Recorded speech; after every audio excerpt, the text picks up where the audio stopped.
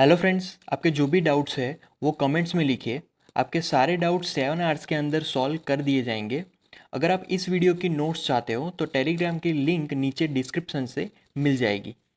आज का हमारा टॉपिक है एम्पियर्स सर्किटल लॉ। तो बेसिकली ये एम्पियर्स सर्किटल लॉ ये क्लोज लूप के लिए एप्लीकेबल है, राइट। जैसे हमने बायो-सावर्ट लॉ हमने पढ़ा था। बायो-सावर्ट लॉ की मदद से हम लोग मैग्नेटिक फील्ड फाइंड कर रहे थे, मतलब कि बी की एक इक्वेशन मिल रही थी उसमें, जिससे मैग्नेटिक फील्ड फाइंड होती थी, राइट।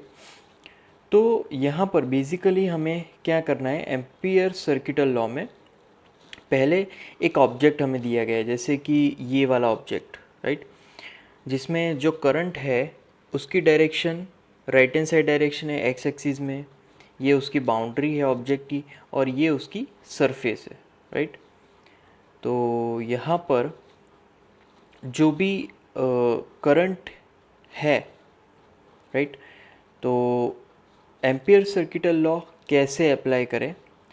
तो ampere circuital law over a closed loop, multiplication of magnetic field and small line elements vector dl is equal to multiplication of mu 0 into current which passing through that object is known as Ampere's circuital law, right। अब यहाँ पर जो current है आई, वो surface में से flow होने वाला करंट है, राइट।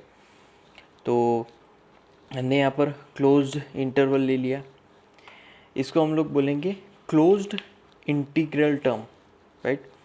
अब यहाँ पर जो भी हमने ऑब्जेक्ट लिया, उस ऑब्जेक्ट के अकॉर्डिंग जो भी लूप बनेगी उसको हम लोग नाम देंगे एम्पियर्स लूप, राइट। अब यहाँ पर हमें तीन चीज़ें ध्यान में रखनी है।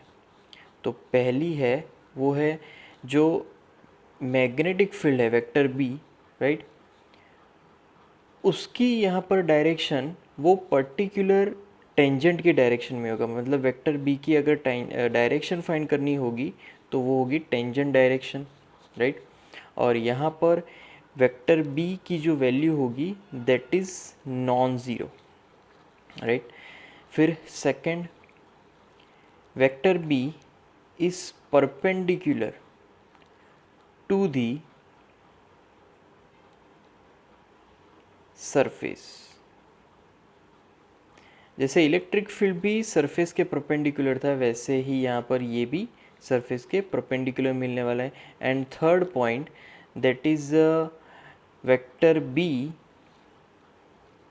इफ इट इज नेग्लेक्टेड,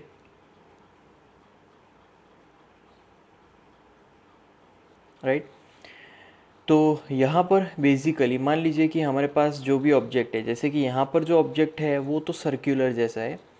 अगर हमारे पास एक रॉड है जिसकी लेंथ एल है, राइट, तो रॉड की लेंथ अगर एल होगी तो इस फॉर्मूला के हिसाब से B into L magnetic field into length is equal to mu zero into I E, मतलब के current, right, current through that object, okay.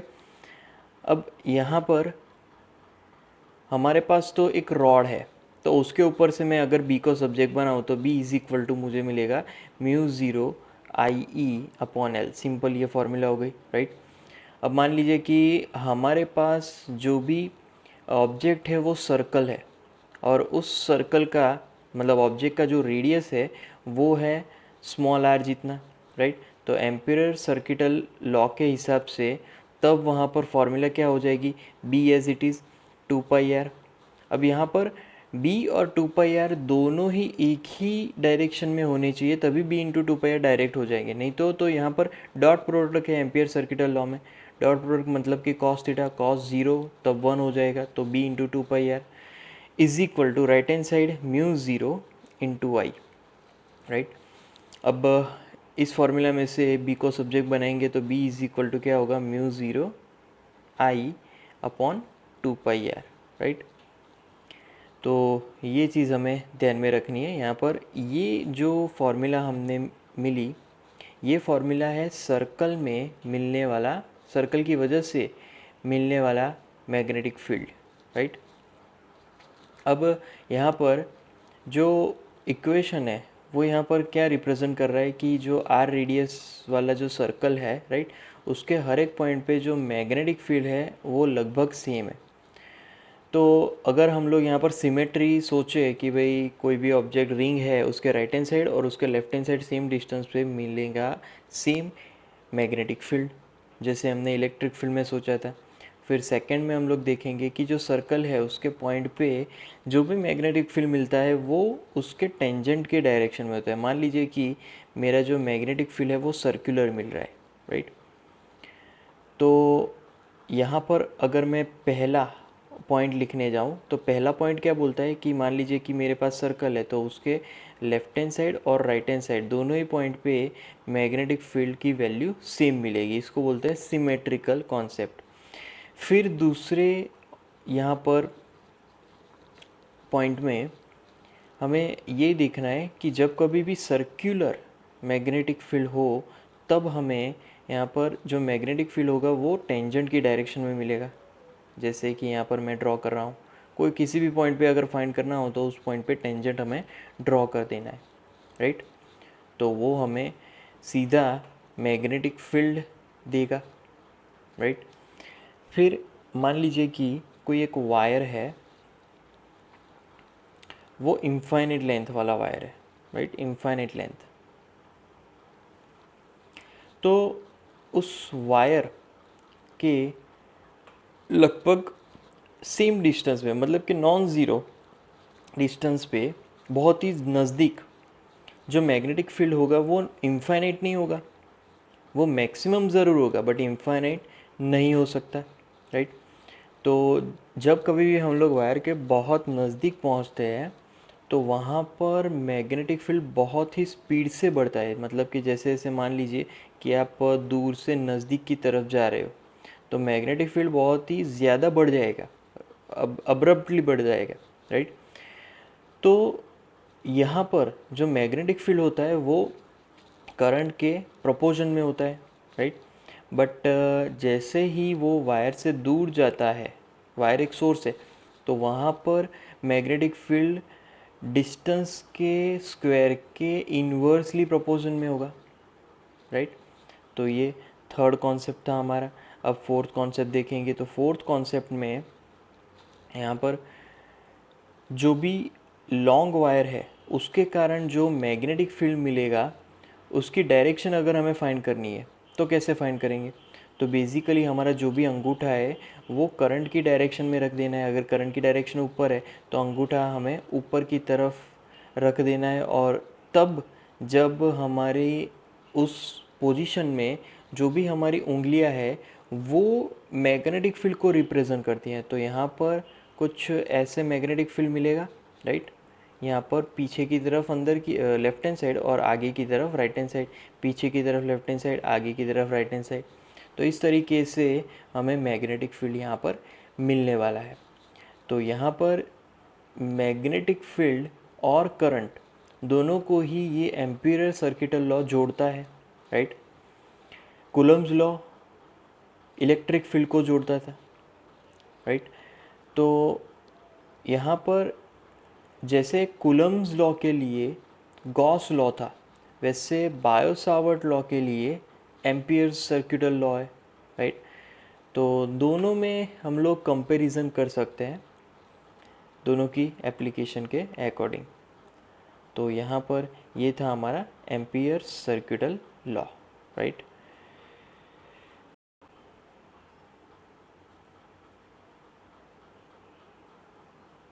Okay, next question में figure shows a long straight wire of a circular cross section radius a carrying steady current I. The current I is uniformly distributed across this cross section. Calculate the magnetic field in the region R less than a and R greater than a. तो basically यहाँ पर figure में जैसे बताया उसमें उसमें एक current flow हो रहा है, राइट। और उसमें एक हमें सर्कुलर क्रॉस सेक्शन हमें दिखाया गया है यहाँ पर। ये बेसिकली है सिलेंडर, तो सिलेंडर में सर्कुलर क्रॉस सेक्शन होगा, वो दिखाया गया है। अब यहाँ पर जो करंट है वो सेम तरीके से हर एक क्रॉस सेक्शन एरिया में से वो सिमिलरली आगे बढ़ता है। तो यहाँ पर आर लेस देन ए जो पोर्शन है और R greater than A portion, दोनों में ही हमें मैग्नेटिक फील्ड फाइंड करना है। ओके, तो पहले हम लोग फाइंड करेंगे कि भाई आर ग्रेटर देन ए के लिए, आर ग्रेटर देन ए मतलब कि जो हमारा पॉइंट है वो बाहर की तरफ, जैसे कि P point, right, P point cylinder के बाहर की तरफ का है, तो उसके लिए अब हमें यहाँ पर ये चीज़ फाइंड करनी है। तो बाहर की तरफ है तो सीधा उसका जो लेंथ होगा उसका सरकमफ्रेंस, तो वो हो जाएगा L is equal to 2πr, right. अब यहाँ पर करंट की अगर बात करें तो IE इज इक्वल टू, तो करंट बाय क्लोज्ड लूप, और उसकी यहाँ पर हम लोग आई लेंगे, उसकी जो सिंबल है वो। अब ये दोनों ही चीज़ हम लोग एम्पियर सर्किटल लॉ में रखेंगे, राइट। एम्पियर सर्किटल लॉ क्या कहेगा, तो integration over a close loop B into D L, right, वो भी वेक्टर क्वांटिटीज़ में है, is equal to mu zero into I. तो ये है हमारा एम्पियर सर्किटल लॉ। अब इसको हम लोग और सिंप्लीफाई करें तो सिंप्लीफिकेशन में बी कांस्टेंट, फिर आएगा डी एल का इंटीग्रेशन 2πr, राइट। अब दोनों ही सेम डायरेक्शन में, इसीलिए यहाँ पर cos 0 1 राइट हैंड साइड में is equal to mu zero into I. Okay, अब b को हम लोग यहाँ पर सब्जेक्ट बनाएंगे तो b is equal to mu zero I upon 2πr। तो ये आउटसाइड पॉइंट के लिए हमें मिला मैग्नेटिक फील्ड, बाहर के पॉइंट के लिए, राइट। अब हम लोग इजीली देख सकते हैं कि यहाँ पर क्या रिलेशन है, तो b proportional to 1/r, right.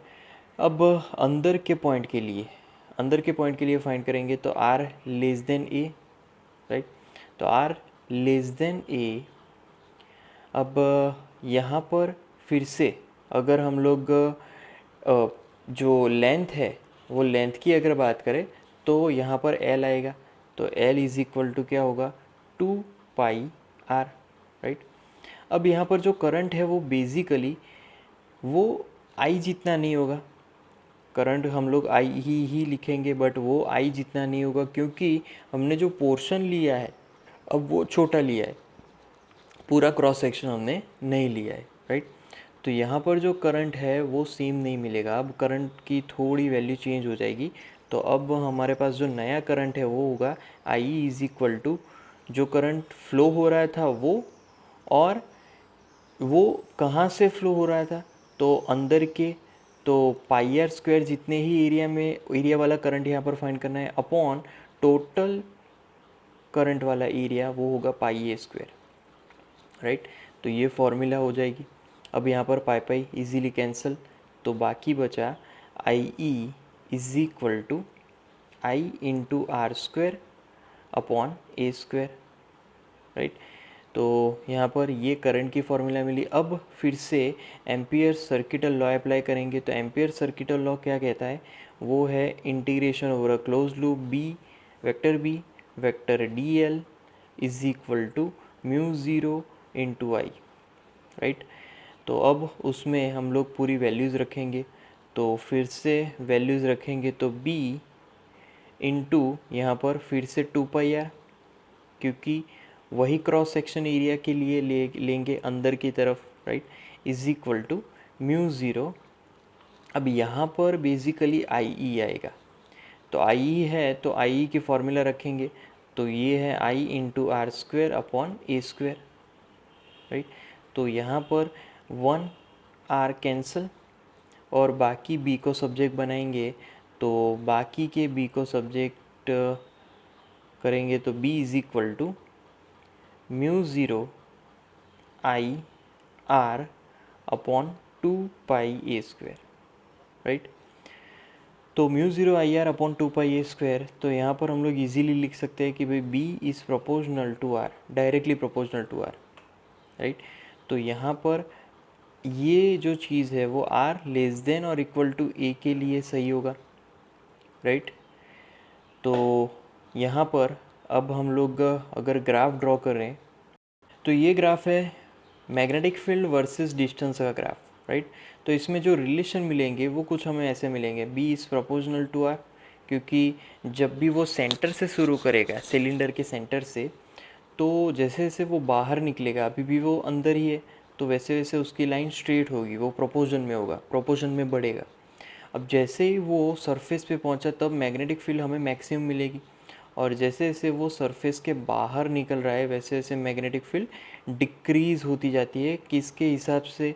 तो वहाँ पर B is proportional to 1/r, मतलब कि इन्वर्सली के हिसाब से वो डिक्रीज़ होता जाता है, राइट। तो यहाँ पर ये था इसका सम। तो ये था उसका पूरा आंसर। तो नेक्स्ट टॉपिक में है the solenoid and the toroid.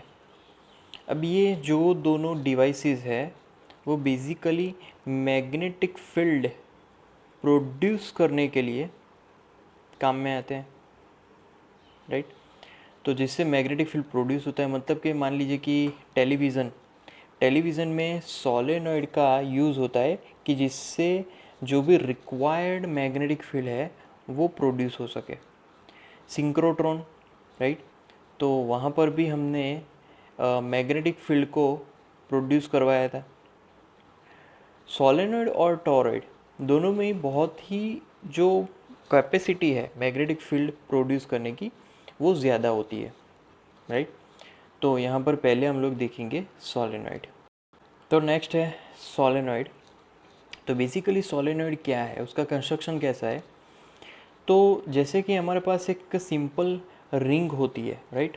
अगर रिंग में से करंट फ्लो हो रहा है तो ऑब्वियसली वो क्या करेगा, उसके अराउंड मैग्नेटिक फील्ड प्रोड्यूस करेगा। वैसे ही सोलेनॉइड में हम लोग बहुत सारी रिंग्स लेते हैं, और यहाँ पर जो लेंथ है सोलेनॉइड का वो बहुत ही ज़्यादा होता है। इसका भी एक मतलब है कि हम लोग क्यों सोलेनॉइड का लेंथ ज़्यादा लेते हैं, राइट।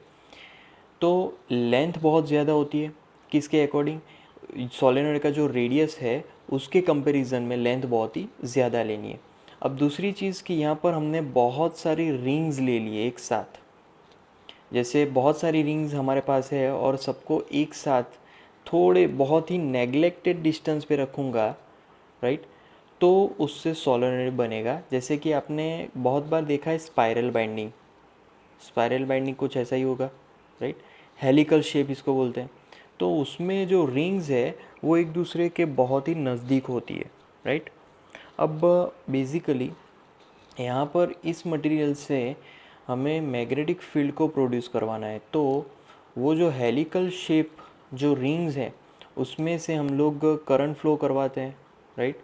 तो जब करंट फ्लो हो रहा है उसमें तो मैग्नेटिक फील्ड प्रोड्यूस होता है।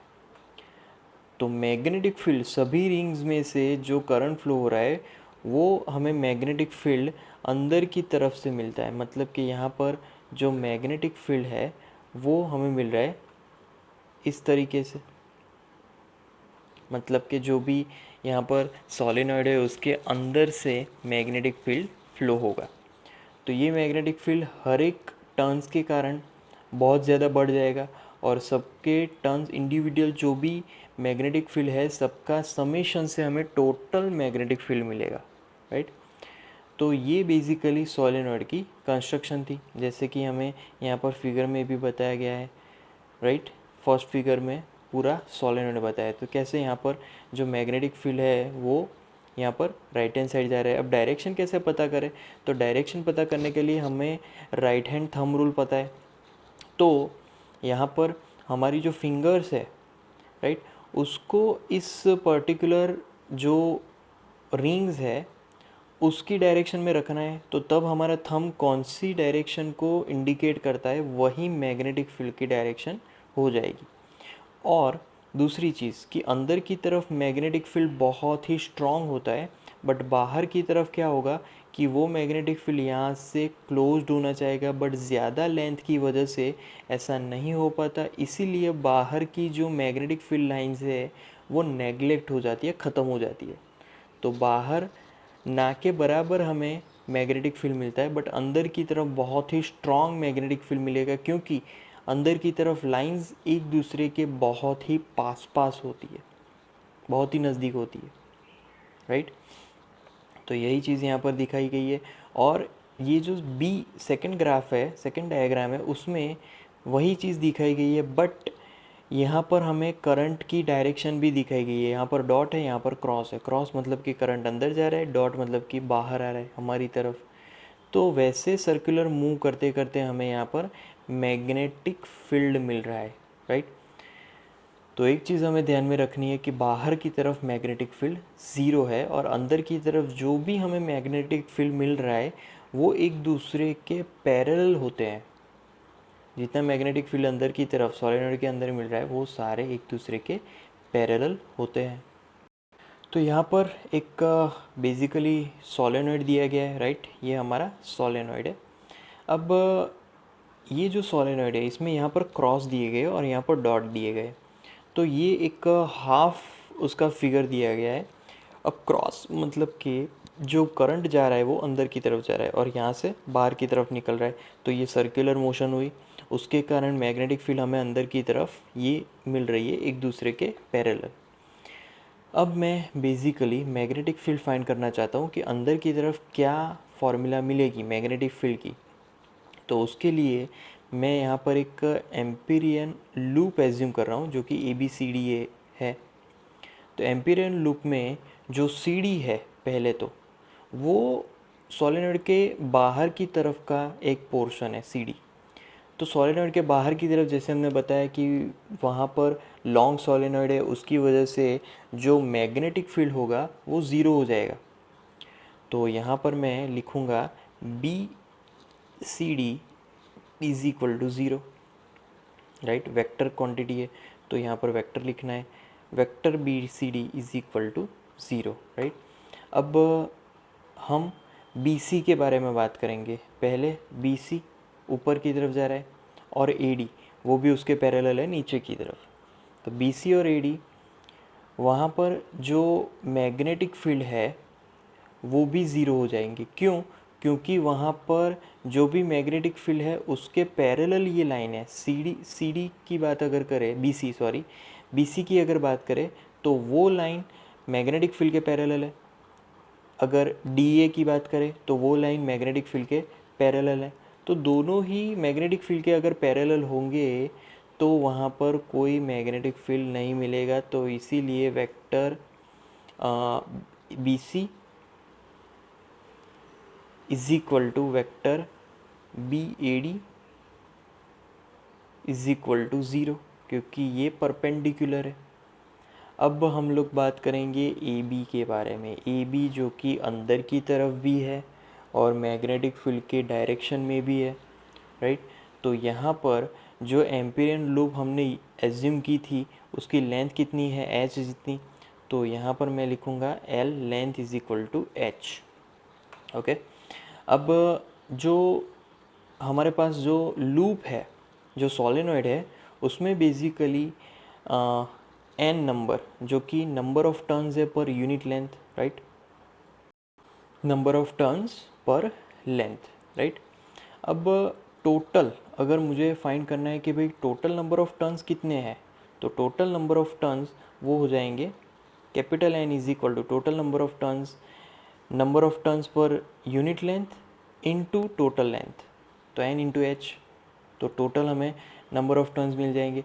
अब यहाँ पर करंट जो कि सोलेनॉइड से फ्लो हो रहा है उस करंट की बात करें तो IE is equal to current into NH, right. इतना टोटल करंट फ्लो हो रहा है सोलेनॉइड में से। अब एम्पियर सर्किटल लॉ अप्लाई करेंगे तो एम्पियर सर्किटल लॉ क्या कहता है, integration over a close loop vector B dot vector DL, right, is equal to mu zero into I, okay. अब इसमें वैल्यूज़ रखेंगे तो पहले क्लोज लूप में इंटीग्रल तो B तो कांस्टेंट है तो B एज इट इज़, फिर इंटीग्रेशन ऑफ DL तो वहाँ पर लेंथ L होगी, right, is equal to right hand side mu zero into जो करंट फ्लो हो रहा है सोलेनोइड में से वो वाला करंट, मतलब कि आई ई। अब वैल्यूज़ रखेंगे। अब लेंथ कितनी है तो वो हमने यहाँ पर लिखी है एच जितनी, तो यहाँ पर एल की जगह एच आ जाएगा, is equal to mu zero I E. I E हम लोग यहाँ से लेंगे तो वो है आई इंटू एन एच, तो यहाँ पर एच एच कैंसिल, तो बाकी बचा वो हमारे मैग्नेटिक फील्ड की फॉर्मूला होगी। तो magnetic field due to solenoid, right. तो ये फॉर्मूला होगी magnetic field due to solenoid. तो जब कभी भी सोलेनोइड आएगा और सोलेनोइड के अंदर की तरफ जब कभी भी हमें जो मैग्नेटिक फील्ड है वो फाइंड करना होगा तो हम लोग ये फॉर्मूला यूज़ करेंगे, राइट। तो यहाँ पर मैग्नेटिक फील्ड की डायरेक्शन हमें कैसी मिलेगी, तो मैग्नेटिक फील्ड की अगर डायरेक्शन देखी जाए तो राइट हैंड थंब रूल का यूज़ करके हमें मैग्नेटिक फील्ड की डायरेक्शन मिल सकती है। तो सोलेनोइड में अगर मैं सॉफ्ट आयन यूज़ करूँ, सोलेनोइड के अंदर रखूँ सॉफ्ट आयन, तो वहाँ से हम लोग मैग्नेटिक फील्ड बहुत हाई रेंज वाला हम लोग प्रोड्यूस कर सकते हैं। अब नेक्स्ट टॉपिक है वो है दी टॉरॉइड। टॉरॉइड कैसे कंस्ट्रक्ट होगा, तो कुछ नहीं करना है, आपके पास सोलेनोइड होगा कुछ इस तरीके से हेलिकल, तो उसके दो एंड्स, मतलब कि ये वाला एंड और ये वाला एंड, दोनों को हमें एक दूसरे के साथ सर्कुलरली मूव करते करते कनेक्ट कर देना है, राइट। तो कुछ ऐसा बन जाएगा, दोनों एंड्स को मैंने कनेक्ट कर दिया है, तो ये हो जाएगा टॉरॉइड, राइट। तो यहाँ पर डायग्राम में भी सेम चीज़ दिखाई है, दो एंड्स को हमने कनेक्ट कर दिया है और सर्कुलरली वो कनेक्ट किए है। तो यहाँ पर फिर से करंट जो फ्लो हो रहा है वो आई जितना फ्लो हो रहा है, राइट। अब पी पॉइंट जो कि अंदर का एक पॉइंट है, क्यू पॉइंट बाहर का एक पॉइंट है, राइट। और अंदर की तरफ जब कभी भी टॉरॉइड में से करंट फ्लो हो रहा है तो अंदर की तरफ हमें मैग्नेटिक फील्ड मिलता है जो कि बी है, राइट। तो यहाँ पर हम लोग अगर बात करें तो पी पॉइंट पे मिलने वाला मैग्नेटिक फील्ड वो ज़ीरो हो जाएगा क्योंकि वो अंदर की तरफ है। अंदर मतलब ये बेसिकली अंदर की तरफ टॉरॉइड के अंदर मैग्नेटिक फील्ड ज़ीरो मिलेगा, राइट। और सिमिलरली बी क्यू मतलब बाहर की तरफ के पॉइंट में भी मैग्नेटिक फील्ड ज़ीरो मिलेगा। तो दोनों में ही मैग्नेटिक फील्ड ज़ीरो मिलेगा, सिर्फ और सिर्फ हमें मैग्नेटिक फील्ड अंदर की तरफ ही मिलने वाला है। तो टॉरॉइड के अंदर ही जो मैग्नेटिक फील्ड है वही vector B is equal to constant मिलने वाला है, that value is constant, right. अब यहाँ पर जो सेकंड फिगर है उसमें क्रॉस सेक्शन एरिया दिया गया है, राइट। तो यहाँ पर जो सर्कुलर पोर्शन है उसके लिए अगर हम लोग right hand thumb rule use करें तो यहाँ पर मैग्नेटिक फील्ड मुझे क्लॉकवाइज डायरेक्शन में मिलेगी, क्लॉकवाइज डायरेक्शन में, राइट।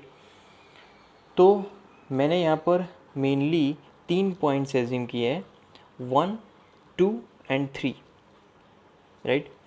तो तीनों पॉइंट को यहाँ पर एज्यूम किया है और तीनों पॉइंट में यहाँ पर मैंने डॉटेड लाइन से उसको रिप्रेजेंट किया है, राइट। तो यहाँ पर सिमेट्री की वजह से जो मैग्नेटिक फील्ड है वो हर एक पोर्शन में टेंजेंट के डायरेक्शन में मिलेगा, राइट। तो यहाँ पर जो भी हमने पॉइंट्स लिए हैं उसके लिए मैग्नेटिक फील्ड कांस्टेंट होना चाहिए। अब 2 और 3 दोनों से जो भी सर्कल बनता है उस सर्कल में टॉरॉइड इस तरीके से यहाँ पर टच होता है कि जैसे जो करंट है वो हर एक टर्न में 2 और 3 दोनों पे वहाँ पर इंटरसेक्ट होता है, राइट। तो मान लीजिए कि हम लोग पहले अगर फर्स्ट पॉइंट की बात करें जो कि अंदर की तरफ है, तो फर्स्ट पॉइंट पे मिलने वाला मैग्नेटिक फील्ड, तो उसके लिए अब सोचेंगे तो पहला वेक्टर B1 फर्स्ट में मिलने वाला मैग्नेटिक फील्ड, राइट। तो उस जगह जो लेंथ होगी वो होगी L is equal to 2πr/1, first length छोटा सा जो सर्कल है वो। बट वहाँ पर तो कोई करंट ही नहीं है, अगर करंट नहीं है तो वहाँ पर I is equal to automatically zero.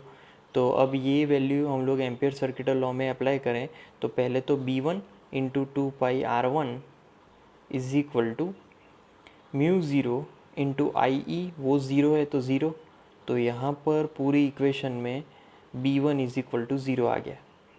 तो अंदर फर्स्ट जो हमने एज्यूम किया एम्पिरियन लूप, वहाँ पर मैग्नेटिक फील्ड ज़ीरो मिलेगा।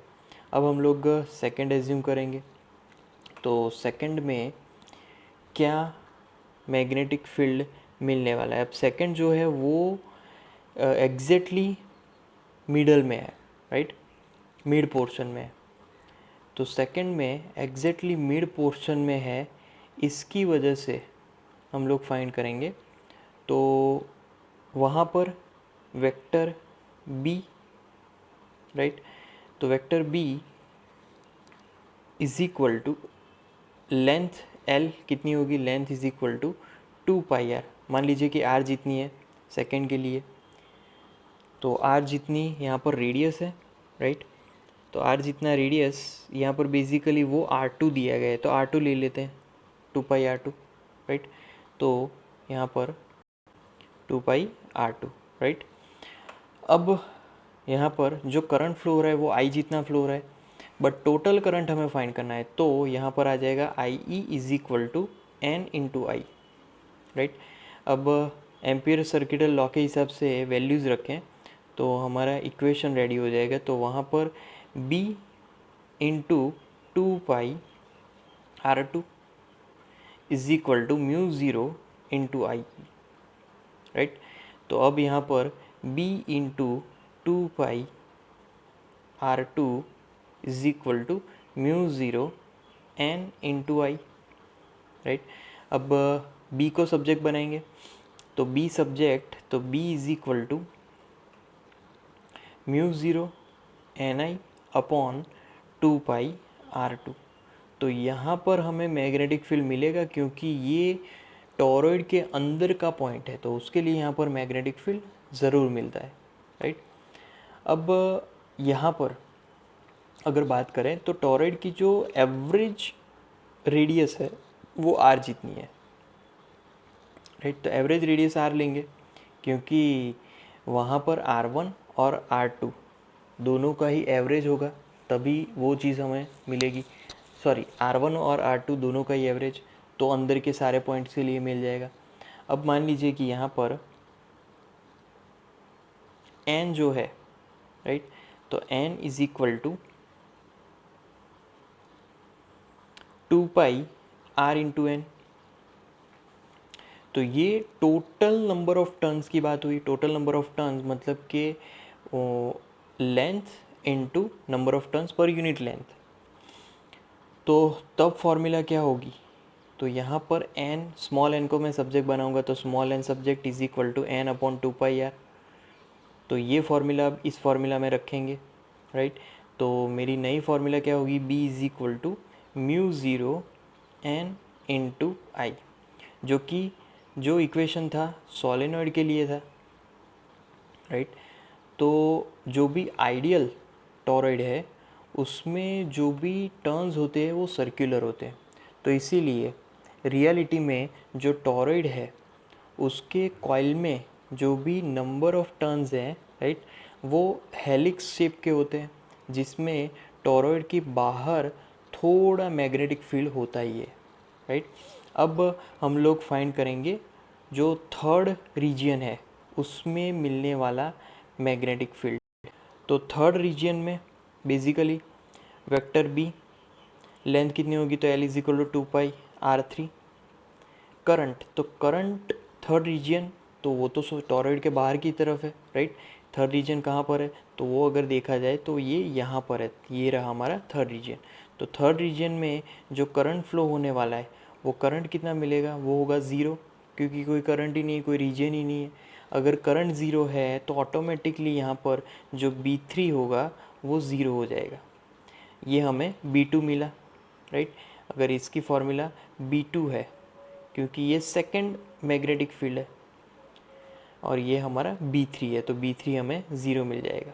तो 1 और 3 में मैग्नेटिक फील्ड ज़ीरो मिलेगा, और जो 2 है उसमें मैग्नेटिक फील्ड की ये फॉर्मूला होगी, राइट। तो इस तरीके से एम्पियर सर्किटल लॉ की मदद से हम लोग सभी लूप्स के मैग्नेटिक फील्ड को फाइंड करते हैं।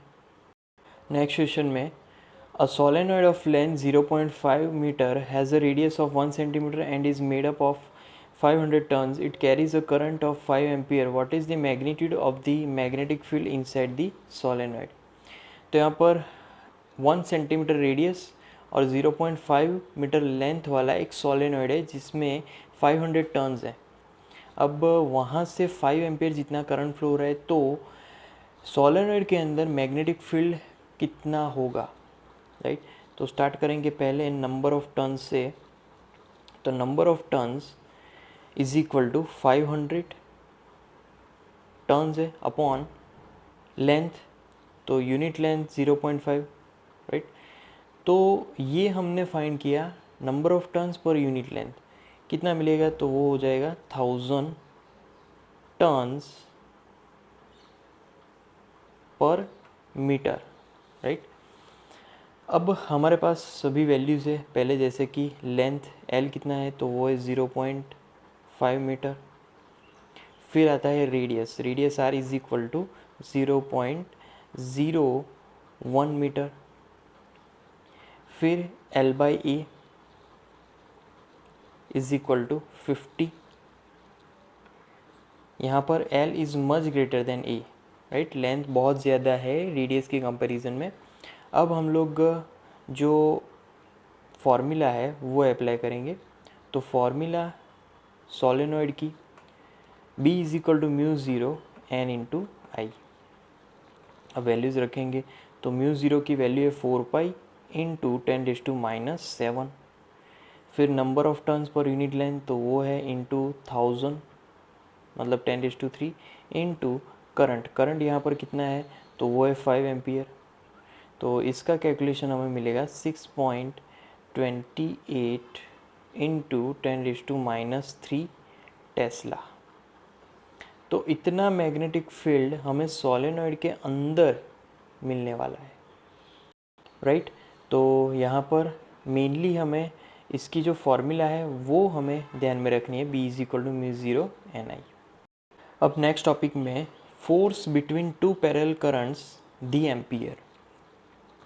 तो बेसिकली हमने यहाँ पर दो पैरेलल रॉड्स को रखा है, या फिर वायर भी बोल सकते हैं। तो हम लोग जानते हैं कि जब कभी भी कोई भी रॉड या फिर कंडक्टिंग वायर करंट फ्लो करवाता है, तो उसके अराउंड मैग्नेटिक फील्ड प्रोड्यूस होता है, राइट।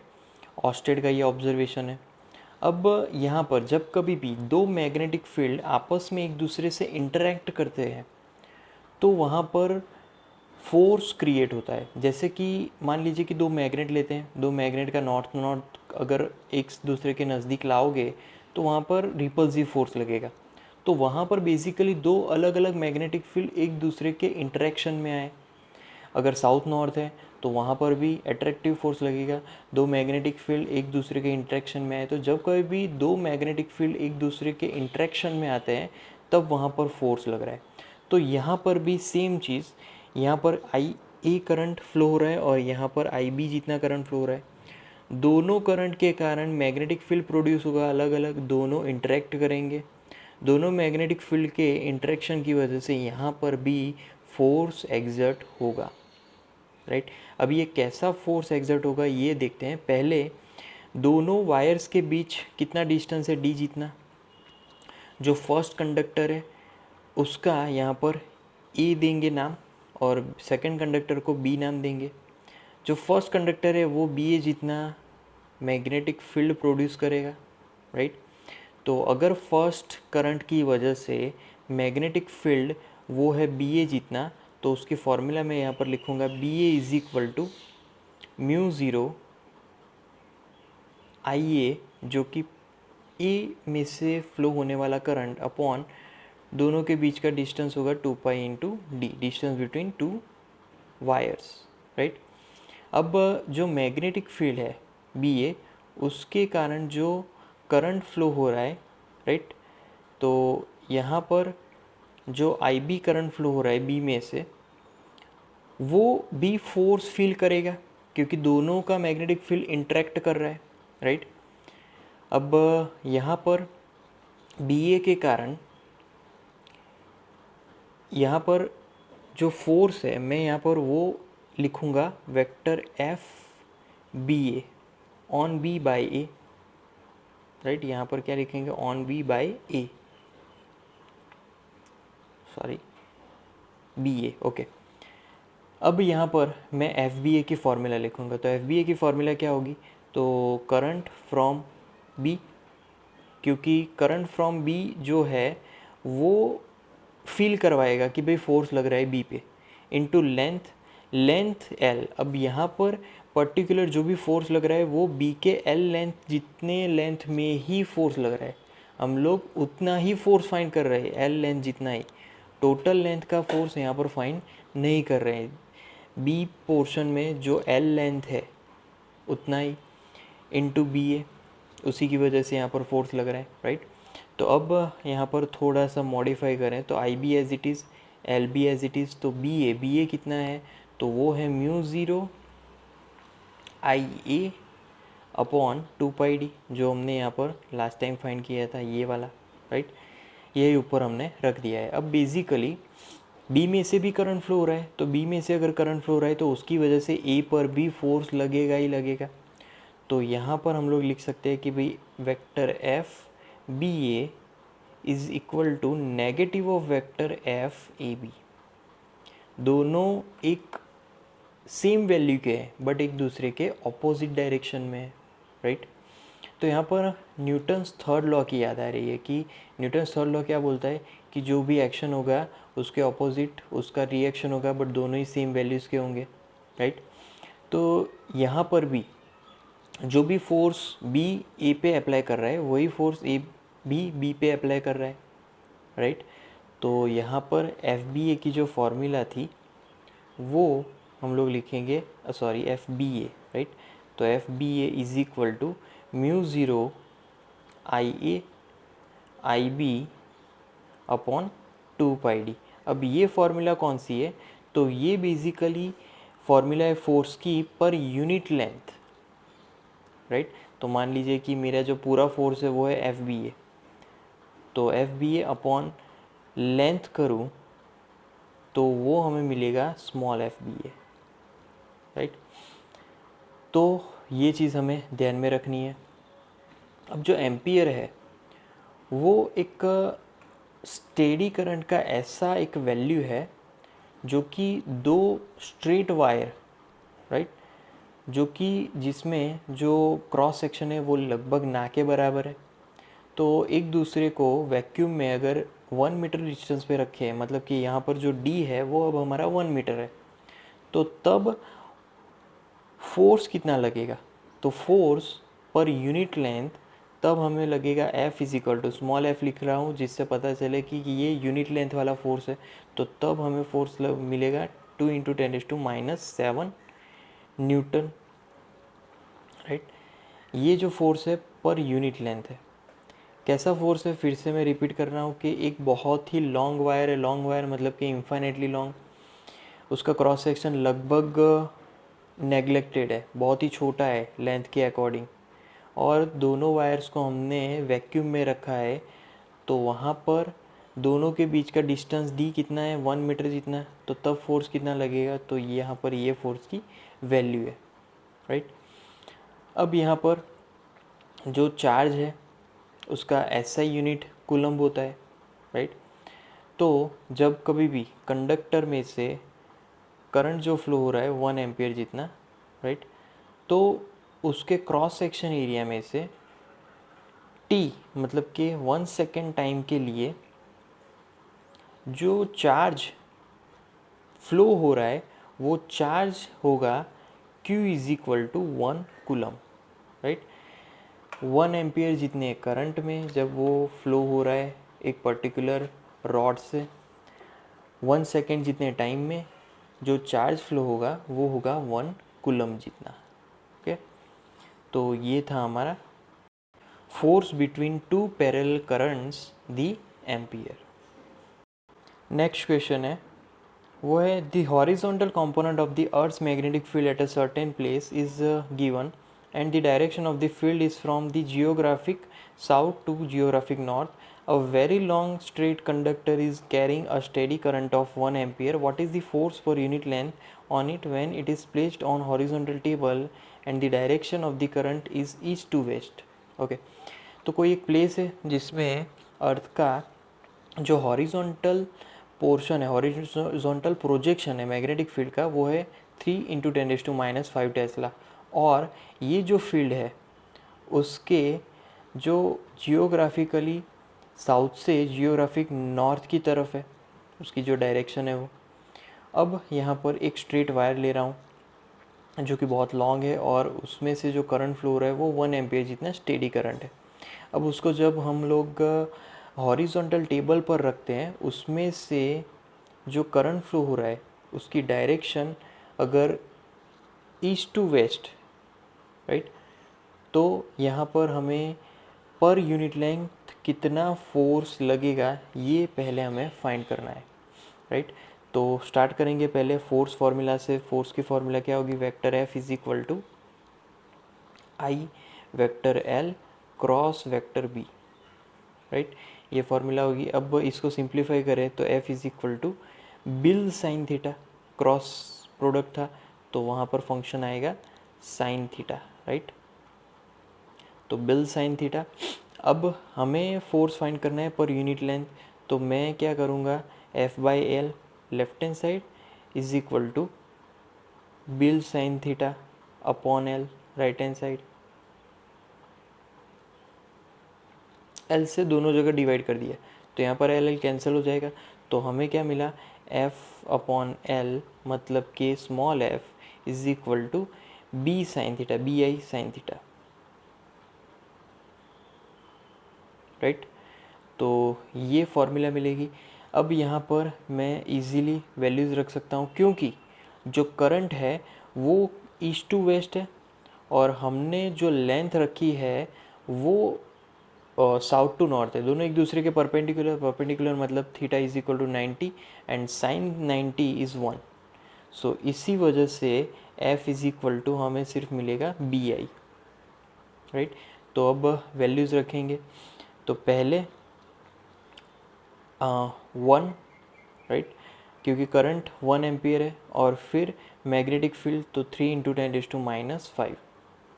तो आंसर हमें ऑब्वियसली वही मिलेगा 3 × 10⁻⁵ न्यूटन मीटर इनवर्स, राइट। अब यहाँ पर जो एम्पियर की जो डेफिनेशन थी उसमें हमने वैल्यू फाइंड की थी, तब 2 × 10⁻⁷ मिल रहा था।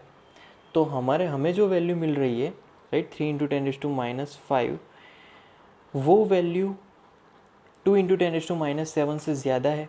इसीलिए यहाँ पर जो एम्पियर है उसको रेफरेंस दिया गया है, जो कि अर्थ का जो मैग्नेटिक फील्ड है और दूसरे जो फील्ड्स होते हैं उसकी यहाँ पर इफ़ेक्ट नेगलेक्ट कर देनी चाहिए, राइट। तो यहाँ पर जो फोर्स है, फोर्स कौन सी डायरेक्शन में, तो वो है नीचे की डायरेक्शन में, राइट, डाउन साइड में। तो यहाँ पर जो वेक्टर प्रोडक्ट है उसकी डायरेक्शन, उसकी जो कैरेक्टरिस्टिक है उसके हिसाब से यहाँ पर हम लोग डायरेक्शन फाइंड कर सकते हैं, राइट। अब देखा जाए सेकंड क्वेश्चन, तो the horizontal component of the earth's magnetic field, बाकी सब कुछ दिया है सेकंड क्वेश्चन में। What is the force per unit length on it when it is placed on a horizontal table and the direction of the current in is south to north.